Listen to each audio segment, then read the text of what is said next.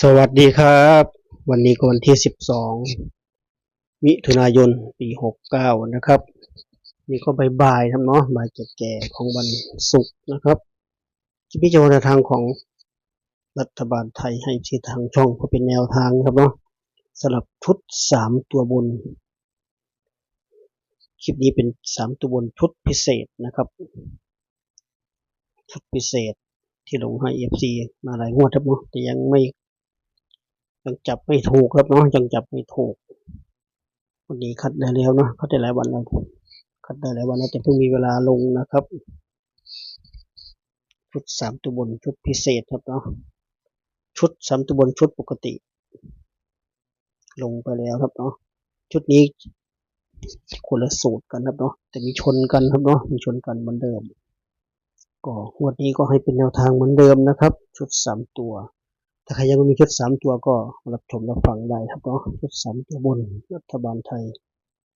ลงทุนน้อยกำไรงามนะครับสำหรับคอรัฐบาลไทยนะครับเนาะ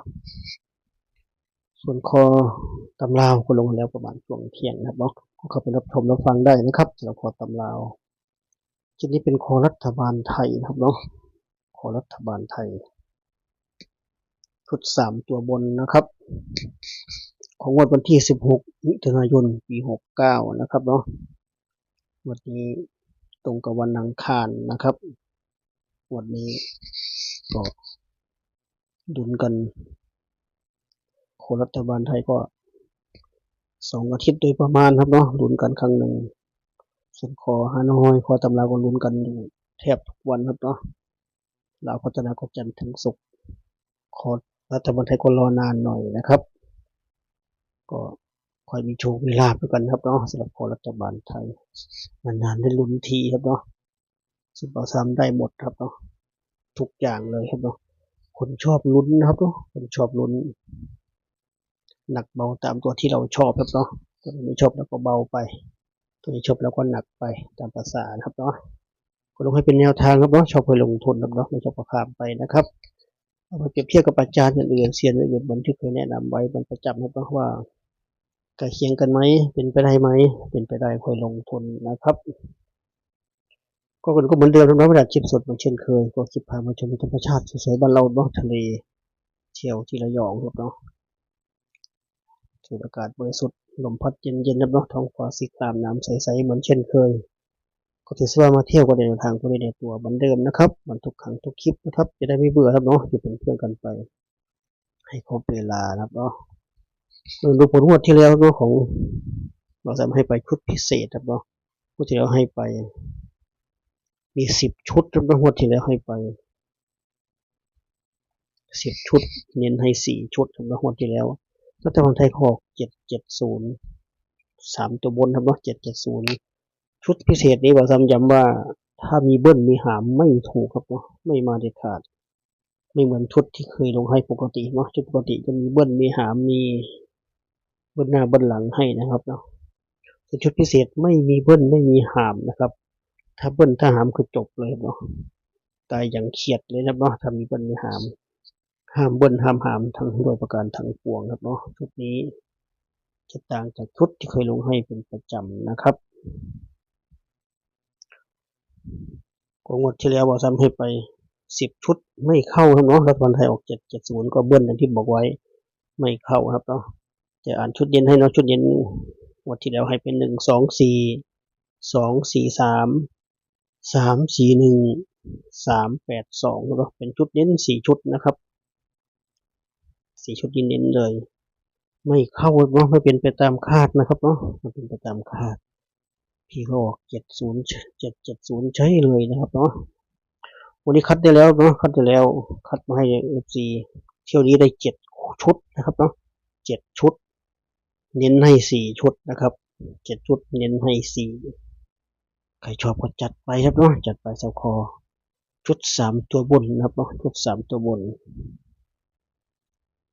ชุดลงทุนน้อยกำไรงามนะครับ3ตัวบนนะครับเนาะก็สรุปจดไว้นะครับสรุปแคปรอแคปเหมือนเดิมครับเนาะวันนี้มี7 ชุดมี450 650 653 465 460 035 063นะครับ7 ชุดนะครับ7 ชุดชุด3ตัวบนครับเนาะ7 ชุด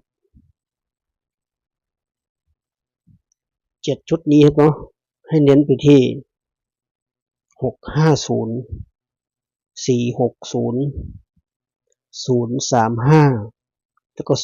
063นะครับ063เน้นให้นะครับเนาะเน้นให้4 ชุดนะครับเน้นให้4 ชุดดูเหมือนจะชนกันครับมีอยู่ก็จะมีชนกันมั่งครับเนาะ463หรือเปล่าไม่แน่ใจเนาะ463หรือเปล่าไม่แน่ใจครับเนาะมาเอาโพยเก่ามาดูครับเนาะก็ตัวเน้นนะครับเน้นไป4 ชุดครับเนาะใครเลือกใครได้ใครชอบเลือกเอาครับเลือกเอาไม่จะเป็นต้องเอาทั้ง4 ชุดหรือทั้ง7 ชุดก็ได้นะครับเนาะเอาเฉพาะชุดที่บอกซ้ำเน้นก็ได้จัดไปครับเนาะใครว่าบอกซ้ำเรียงหลักร้อยหลัก10ไม่ถูกก็เรียงเองได้เลยเนาะบอกซ้ำคัดเน้นให้อย่างชุดเน้นครับเนาะชุดเน้น4 ชุดมี650ถ้าใครบอกหลัก6ไม่น่าจะเป็นหลักร้อยน่าจะเป็น5ดีกว่าก็เอา5เป็นหลักร้อยแทนได้เนาะ560แทนก็เอาไปครับเนาะหรือว่าชุดไหนที่จะไป035เขาบอก0ไม่น่าจะมา100น่าจะอยู่หลักหน่วยก็เอา350ก็ได้ครับเนาะเลือกเอาเลยบางคนอาจจะแคทแม่นกระเป๋าสารคามก็ได้ครับเนาะจะทำคัดมาจะเป็นประมาณนี้นะครับจะมาคนละสูตรกันครับเนาะจะมาคนละสูตรกันกับชุดที่ลงให้ก่อนหน้าโน้นเนาะชุดที่มีหลักร้อยให้นะครับเนาะชุดนั้นหลักร้อยยืนพื้นให้ก็เป็นหลักร้อยมี3มี7มี4นะครับมี3มี7มี4ชุดที่ลงให้ปกติเห็นไหมแต่เท่านี้ชุด7คู่นี้หลักร้อยไม่มี3เนาะมีแต่4กับ0กับ6นะครับเนาะ4กับ0กับ6ไม่แน่ครับเนาะไม่แน่อะไรเกิดขึ้นได้ครับเนาะขนาด770ยังออกมาเลย077ก็ยังออกมาเลยครับเนาะอะไรเกิดขึ้นได้ก็ให้เป็นแนวทางครับต้องให้เป็นแนวทางเหมือนเดิมชุดพิเศษ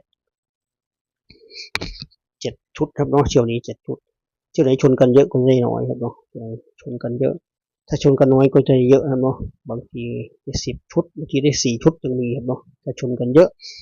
จะเหลือน้อยชุดนะครับเที่ยวนี้7 ชุดครับเนาะ7 ชุดใครชอบก็จัดครับเนาะใครขัดก็ผ่านเหมือนเดิมครับเนาะชุดพิเศษย้ำว่าชุดนี้ห้ามเบิ้ลห้ามครับเนาะถ้าเบิ้ลกับหามจบเลยครับเนาะจบเลยถ้าเบิ้ลกับหามนะครับฝากไว้แค่นี้เจอคลิปหน้านะครับเนาะคลิปนี้ก็สวัสดีครับ